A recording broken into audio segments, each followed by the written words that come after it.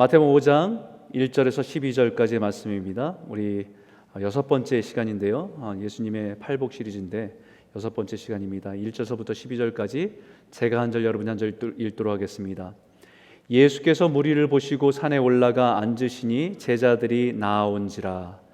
입을 열어 가르쳐 이르시되 심령이 가난한 자는 복이 있나니 천국이 그들의 것이미요 애통하는 자는 복이 있나니 그들이 위로를 받을 것이미요 온유한 자는 복이 있나니 그들이 땅을 기업으로 받을 것이미요 의에 줄이고 목마른 자는 복이 있나니 그들이 배부를 것이미요 긍휼히 여기는 자는 복이 있나니 그들이 긍휼히 여김을 받을 것이미요 마음이 청결한 자는 복이 있나니 그들이 하나님을 볼 것이미요 화평하게 하는 자는 복이 있나니 그들이 하나님의 아들이라 일컬음을 받을 것이미요 의를 위하여 박해를 받는 자는 복이 있나니 천국이 그들의 것임이니라. 나로 말미암아 너희를 욕하고 박해하고 거짓으로 너희를 거슬러 모든 악한 말을 할 때에는 너희에게 복이 있나니 기뻐하고 즐거워하라. 하늘에서 너희의 상이 큼이라. 너희 전에 있던 선자들도 이같이 박해하였느니라. 아멘. 오늘 예수님의 산상순 팔복 중에서 우리 여섯 번째 복에 대한 말씀을 여러분과 같이 나누길 원합니다. 우리 한번 다시 한번 읽었지만 그래도 한 목소리로 한번 다시 한번 집중하며 읽었으면 좋겠습니다. 함께 읽겠습니다. 마음이 청결한 자는 복이 있나니 그들이 하나님을 볼 것이미요. 마음이 청결한 자가 복이 있다고 말씀하십니다. 마음이 퓨어한 사람, 마음이 깨끗한 사람, 그 사람이 복이 있다. 그런데요, 여러분,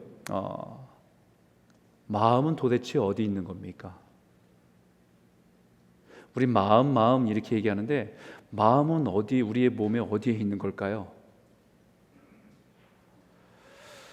당연히 많은 사람들은 마음은 우리의 가슴에 있다고 말합니다. 다른 사람들이 말할 때에 내 마음이 아파 막 할 때도 우리 가슴을 이렇게 움켜잡고 표현합니다. 또 상대방에게 사랑을 고백할 때도 우리 마음에 당신의 그 사랑하는 마음이 있다는 것을 표현하기도 하지요. 그래서 고대 이집트 사람들은 이 마음이 우리의 심장 안에 있다라고 믿었습니다. 그래서 사람이 죽으면 언젠가는 그 영혼이 다시 살아나 죽은 몸으로 돌아올 거를 믿었기 때문에 사람이 죽으면 미이라로 이렇게 부패하지 않도록 그 미이라를 만들었습니다. 근데 그 미이라를 만드는 중에 다른 것들은 썩기 쉬운 뇌는 제거하지만 심장만큼은 따로 보관을 했습니다. 심지어는 인디언들은 네이티브 원주민들은 심장이 마음의 중심이어서 생각조차도 이 심장으로 하는 것이라고 믿었습니다. 이것은 고대뿐만 아니라 오늘날 동서양에 이르기까지 심장이 마음과 연결되어 있다고 믿습니다. 그래서 영어에서도 우리가 심장을 얘기할 때 영어를 하트라고 하잖아요. 하트, 심장, 또 마음이라고도 표현하는 그 두 가지 내용을 담고 있는 거지요. 한자에서도 심장, 마음 심자, 장, 마음을 담고 있는 곳이란 뜻에서 심장이라는 의미를 한자에도 표현하고 있는 거지요. 그래서 많은 사람들이 이 마음은 우리의 심장 안에 담고 있다라고 표현합니다. 그런데 최근에 현대의학, 특별히 뇌과학이 발달하면서 우리의 감정들, 기쁨과 슬픔을 느끼는 곳이 이 심장이 아니라 두뇌라고 이렇게 연구하고 발표합니다. 그래서 우리가 일반적으로 알고 있는 마음으로 느끼는 감정은 두뇌에서 반응하면서 신경 전달 물질을, 호르몬이나 이런 물질을 분비하기 때문에 우리가 감정을 느낀다라고 말하고 있습니다. 예를 들어서 두려움을 느끼는 것은 두뇌에서 아드레날린이 분비되면서 뇌와 심장과 근육 등에 피가 집중되고 다른 기관들이 혈액에 감소하게 되고, 그렇기 때문에 판단은 굉장히 예민해지고 심장은 벌떡이고 또 뇌는 진해지고 동공은 확대되는 현상들이 나타난다고 말합니다. 또 사랑을 느끼는 것도 결국은 그런 도파민이나 옥시토민 같은 호르몬이 가슴을 두근거리게 만들고 정신을 몽롱하게 만들고 황홀하게 만드는 역할을 하게 된다. 그래서 요즘에 어떤 사람들은 우리의 마음은 심장이 아니라 결국은 뇌에 있다라고 말하는, 또 주장하는 사람들도 있습니다. 여러분은 어떻게 생각하세요? 여러분은 우리의 마음은 어디에 있을까요? 우리의 마음이 심장에 있다고 말하든지 아니면 두뇌에 있다고 말하는 것은 사람을 일차적인 존재, 생물학적인 존재로 볼 때 어디에 존재하느냐라고 따지는 겁니다. 근데 사람은요, 영적인 존재예요. 우리의 마음이 분명히 존재하고 있습니다. 하지만 인간으로 눈으로 볼 수 없기 때문에 어디에인가 존재하는 것을 우리가 알 수 없어요. 보이지 않지만 그 마음은 우리의 뇌와 우리의 심장에 영향을 미쳐서 우리의 삶에 엄청난 영향을 미친다는 것은 분명한 사실입니다.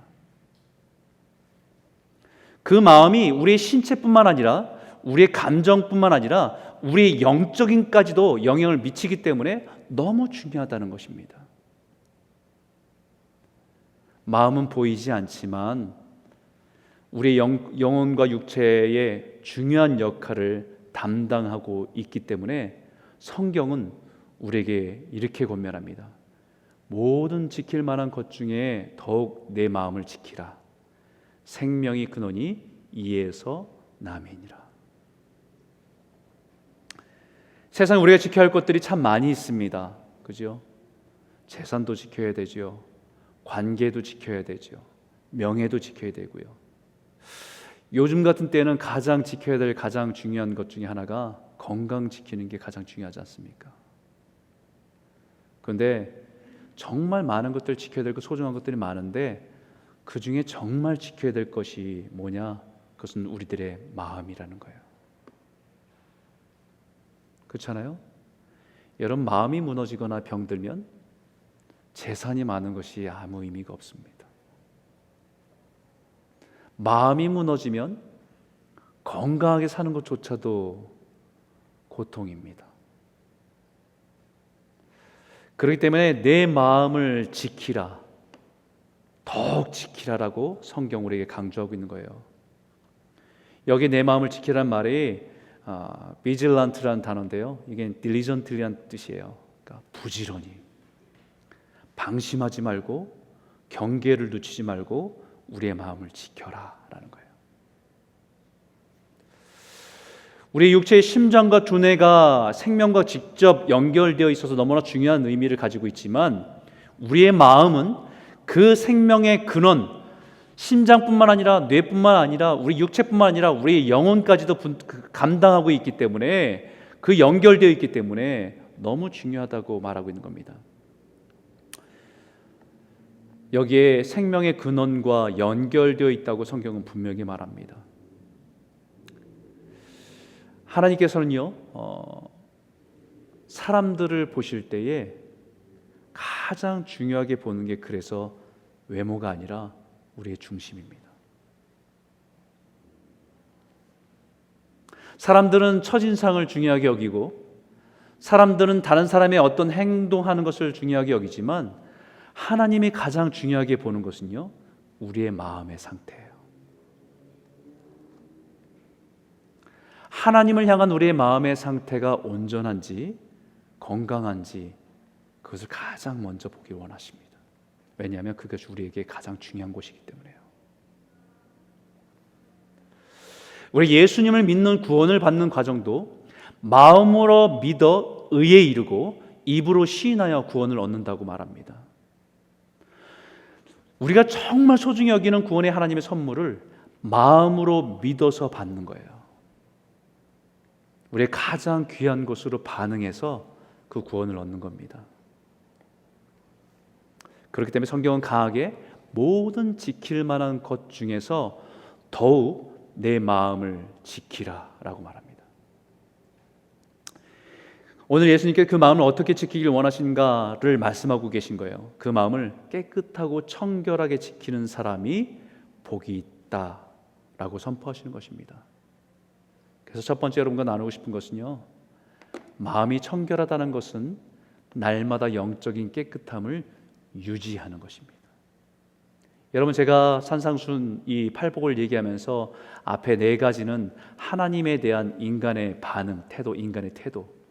나머지 다섯 번째, 여섯 번째, 일곱 번째, 여덟 번째의 팔복은 인간과 인간과의 관계 속에서 나타나는 우리의 마음의 상태, 우리의 태도라고 말씀드렸잖아요. 그렇다면 이제 마음이 청결하다고 하는 것은, 그 사람이 복이 있다는 것은 예수 그리스도를 통해서 깨끗함을 받은 사람이 그 깨끗함을 날마다 지켜가는 것이 복이 있다라고 말씀한다는 것입니다. 고린도전서 6장 11절에 이렇게 말합니다. 같이 한번 읽어볼까요? 함께 읽겠습니다. 시작. 너희 중에 이와 같은 자들이 있더니 주 예수 그리스도의 이름과 우리 하나님의 성령 안에서 씻음과 거룩함과 의롭다 하심을 받았느니라. 여러분, 교회 안의 성도들은 이미 깨끗하게 된 사람들입니다. 교회 안의 성도들은 거룩하고 하나님 앞에서 의롭다함을 선고받은 사람들입니다. 다시 말하면 하나님 앞에서 깨끗함을 받은 사람들이라는 얘기죠. 어떻게 깨끗함을 받았는가? 바로 예수 그리스도의 이름을 믿어 예수의 부르심, 당신의 부르심 앞에 나아갈 때 그 보혈로 우리를 깨끗하게 하셨다는 것을 분명히 선포받은 사람들입니다. 성도라고 하는 그 이름은 이미 예수로 인해서 깨끗함을 받았다라고 하는 증거가 있는 사람들이에요.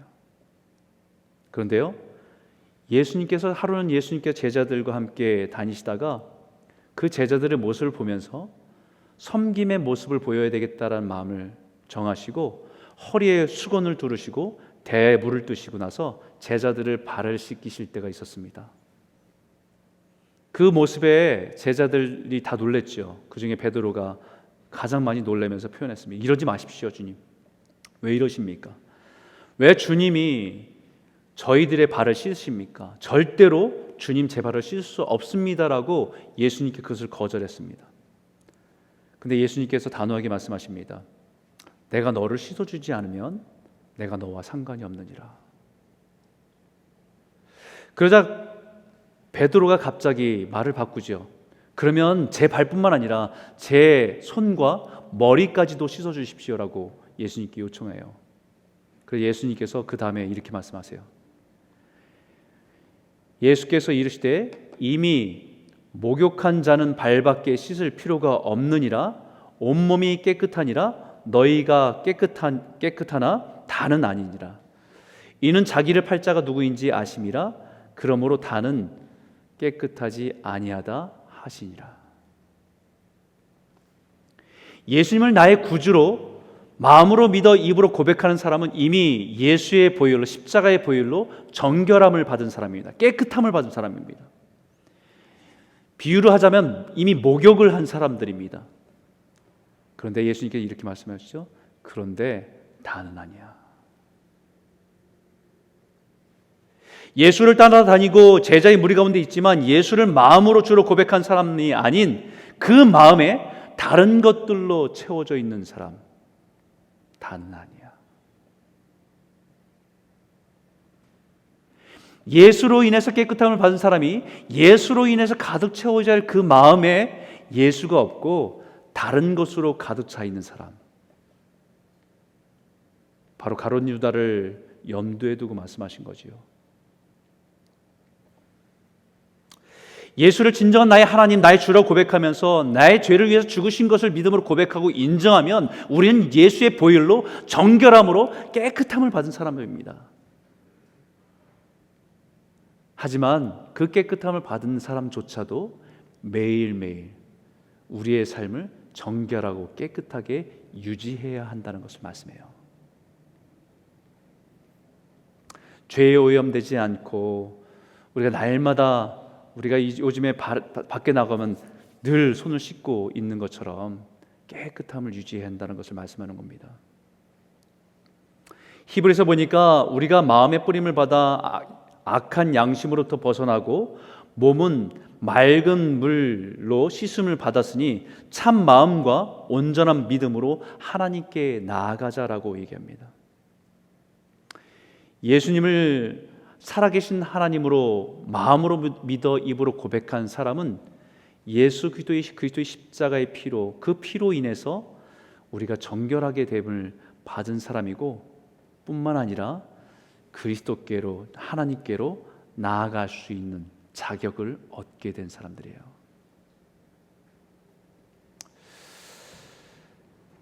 마음이 여전히 예수 그리스도의 보혈로 정결하게 되지 않은 사람은 하나님을 볼 수 있기는커녕 하나님께 나아갈 수 없습니다.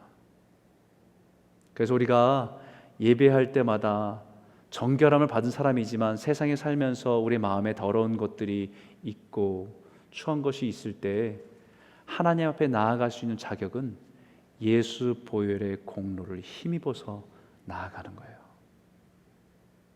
오늘도 우리가 살아온 삶을 생각해 보면 우리가 주님 앞에 설 자가 아무도 없습니다.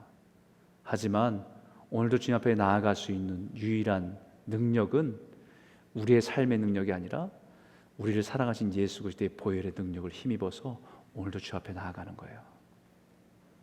그리고 그 은혜로 오늘도 깨끗하게 씻음을 받고 새롭게 살아가는 겁니다. 저와 여러분이 날마다 하나님 안에서 깨끗함을 받았지만, 정결함을 받았지만, 날마다 주님의 보혈의 힘을 힘입어 정결함 가운데, 깨끗함 가운데 새로워지는 은혜가 저와 여러분 가운데 가득하기를 주의 이름으로 축원합니다.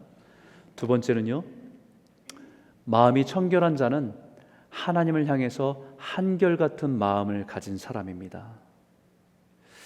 예수 그리스도를 믿음으로 마음이 정결함을 받은 사람에게는 이제 청결한 상태를 유지하고 지키는 것이 중요합니다. 다시 말하면 마음이 청결한 자는 하나님을 향해서 깨끗하고 청결한 마음이 한결같은 사람이어야 합니다. 마음이 청결한 자는 온 마음을 다해서 하나님을 향한 사람입니다. 그래서 마태복음 22장 37절에 이렇게 말씀하셨지요. 같이 한번 읽겠습니다. 예수께서 이르시되 내 마음을 다하고 목숨을 다하고 뜻을 다하여 주 너의 하나님을 사랑하라 하셨으니. 여러분, 이 말씀은 예수님께서 말씀하신 내용이지만 이것은 구약에 동일하게 말씀하신 거잖아요. 우리가 하나님을 어떻게 섬겨야 되는지. 너는 마음을 다하고 뜻을 다하고 힘을 다하여 내 하나님 여호와를 사랑하라. 성경은 마음으로 사랑하라 이렇게 표현하지 않고요, 반복해서 정확하게 동일하게 말씀하시는 것은 내 마음을 다하고 with your heart가 아니고 with all your heart입니다. 너의 마음 전부를 다하고. 마음의 90%는 하나님을 사랑하고 마음의 한 10%는 세상을 사랑하는 것, 그 나뉘는 것을 원하지 않으신다는 거예요. 이게 가능할까요? 이 말은 다시 말하면 마음이 갈라지고 나뉘는 마음은 깨끗한 마음이 아니라는 겁니다. 정결한 마음, 온전한 마음이 아니라는 거죠. 그것은 이미 세상에 때가 묻은 겁니다. 그 마음은 이미 오염된 것입니다. 여러분, 두 마음을 갖고 있다는 것이 가능하겠습니까? 성경 분명히 두 마음을 품지 말라고 얘기하세요. 세상과 하나님을 겸해서 섬길 수 없다고 말씀하는 것처럼. 제가 저희 아내를 사랑합니다. 근데 제 마음에, 사랑 고백을 하는 게 아니고요, 제 마음에 저희 아내를 사랑하면서도 다른 여자를 마음에 둘 수 있습니까? 없습니까?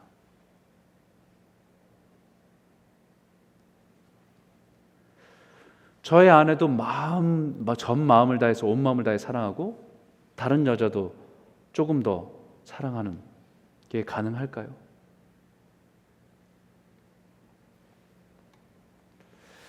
마음이 나뉘면요, 온 마음을 다해 사랑하는 것이 아니에요. 최근에 한국에서 유행했던 드라마가 있습니다. 부부 부부 이야기인데요. 저도 잘 모르겠어요. 근데 거기서 유행한 얘기가 뭐냐면 그 외도한 남편이 자신의 아내에게 뭐라고 얘기했냐면 사랑에 빠진 게 죄는 아니잖아라고 얘기했더라고요. 저도 짧은 클립만 봤는데요. 그러면서 자신은 여전히 자신의 아내를 사랑하는 마음은 변함이 없는데 단지 다른 여자에게 사랑에 빠진 것뿐이라고 변명을 하는 겁니다. 여러분, 그 마음이 온전한 마음입니까? 마음이 정청결하고 깨끗하다는 마음은 마음이 나뉘지 않고 변하지 않고 때묻지 않았다는 거예요. 하나님을 향해서 내 마음이 정결하고 깨끗하다는 말은 하나님을 향한 사랑하는 마음이 나뉘거나 깨어지거나 흩어져 있지 않다는 것입니다. 하나님을 향한 정결하고 깨끗한 상태를 한결같이 유지하는 것을 청결하다라고 말합니다. 그래서 하나님께서는 성도와 예수님의 관계를 정결한 신부와 신랑의 관계로서 그 비유를 가지고 우리에게 설명하고 있는 거예요. 그래서 사도 바울도 고린도후서에 이렇게 말합니다. 내가 하나님의 열심으로 너희를 위하여 열심을 내노니 내가 너희를 정결한 처녀로 한 남편인 그리스도께 드리려고 중매함이로다. 정결한 처녀, pure bride입니다. virgin이란 단어를 써요. 순결한, 때가 묻지 않은, 오직 하나님만 경험하고 하나님을 아는, 그와 같이 그리스도를 향한 마음을 가지고 마음이 청결한 자가 복이 있다라고 말합니다. 오직 우리의 관심이 예수 그리스도, 그 마음으로 우리 마음에 그분으로 가득 채운 사람, 그 사람의 마음이 청결한 사람이다.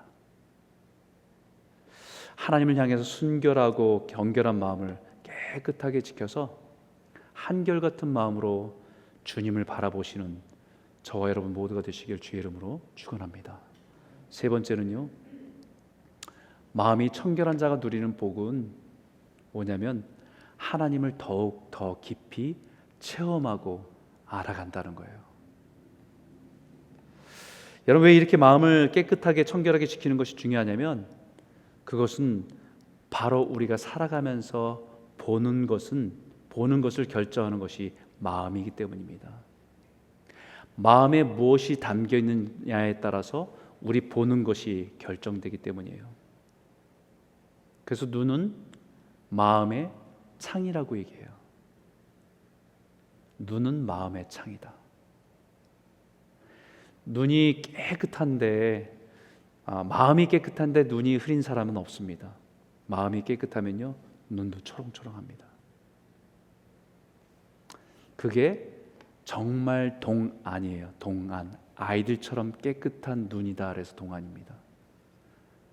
사람들은 이런 깨끗한 마음을 갖고 세상을 보는 어린아이 같은 눈을 가지고 세상을 보는 동안을 바라기보다는 나이가 들어도 아이 같은 어려 보이고 싶은 동안을 더 원하지요. 사실은 우리가 사모해야 될 것은요, 아이와 같이 초롱초롱하게 깨끗한 마음으로 세상을 보는 눈이 우리에게 더 필요한 거예요. 마음이 청결해야 깨끗한 것, 선한 것들을 볼 수 있습니다. 그래서 예수님께서는 마음이 청결하지 못한 사람을 가리켜서 당시에 바리새인들과 사두개인을 가리켜서 이렇게 말합니다. 보기는 보아도 보지 못하고 듣기는 들어도 깨닫지 못한다. 이 말을 구약의 선자들이 이스라엘 백성들을 향해서도 말한 것 똑같습니다. 하나님을 섬기지만 그 마음이 하나님이 아닌 다른 것들, 세상의 것들로 가득 차 있는 그들을 향해서 보기는 보아도 보지 못하고 듣기는 들어도 깨닫지 못한다라고 말씀하는 거예요. 그러고 나서 예수님께 그러나 너희는 눈으로 보므로 너희 귀는 들음으로 복이 있도다. 청결한 마음이 되어야 주님 앞에 깨끗한 마음이 되어야 하나님 말씀이 들리고 하나님의 눈으로 세상을 보기 시작합니다. 예수께서 외쳐 이르시되 나를 믿는 자는 나를 믿는 것이 아니요 나를 보내신 이를 믿는 것이며 나를 보는 자는 나를 보내신 이를 보는 것이니라. 예수를 믿는 것이 예수님만 믿는 것이 아니라 예수님을 보내신 하나님을 믿는 것이고, 예수님을 보는 것은 예수님만 보는 것이 아니라 예수님은 우리를 위해서 구세주로 보내신 하나님을 보는 것이라고 분명히 말씀하십니다. 우리가 예수님을 말씀을 통해서 보고 경험하는 것은요, 예수를 통해서 하나님을 보게 하시는 거예요. 마음으로 보는 것이요. 여기서 하나님을 본다는 것은, 마음이 청결한 자가 하나님 본다는 이 본다는 말은요, 눈으로 본다는 그런 의미도 있지만 마음으로 본다는 겁니다. 다시 말하면 마음으로 본다는 것은 하나님을 경험한다는 거예요. 하나님을 체험하는 겁니다. 하나님의 주신 은혜와 기쁨으로 살아가는 겁니다. 그래서 이 마음이 청결한 자는 복이 있나니 그들이 하나님을 볼 것이며 라고 이 말한 이 말씀을 유진 피터슨 교수는 이렇게 번역을 했어요. 영어로 이렇게 번역된데요, 한글로도 번역된 것을 읽으면요, 내면 세계 곧 마음과 생각이 올바른 너희는 복이 있다. 그때에야 너희는 바깥 세상에서 하나님을 볼 수 있다. 우리 인사이드 월드가 예수님으로 가득 채운 사람이 우리가 살아가는 아웃사이드 월드에서 예수님을 발견하는 겁니다. 예수님을 보는 거예요. 예수 그리스도로 가득 채운 사람은 우리가 살아간 삶의 현장 속에서 하나님의 일하심을 볼 수 있습니다. 하나님의 눈물을 봅니다. 하나님께서 안타까워 하시는 것을 보면서 같이 아파할 수 있습니다.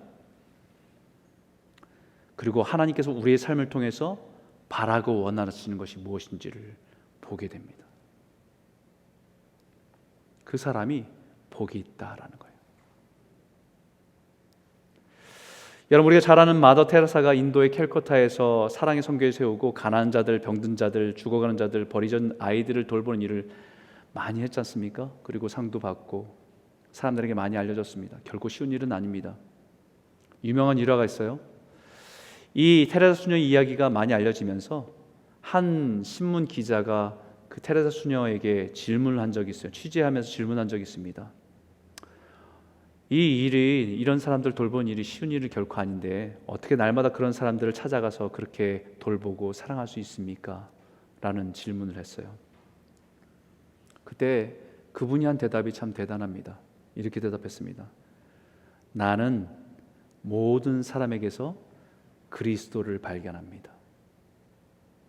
그래서 나는 모든 사람이 그리스도라고 알고 있습니다.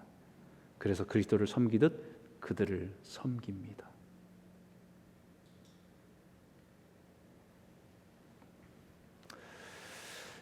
약한 자를 돌보는 것, 가난한 자를 돌보는 것 힘겨운 일인데 그것을 꾸준히 변함없이 할 수 있었던 것은요, 그들 안에 예수님을 보기 때문이에요.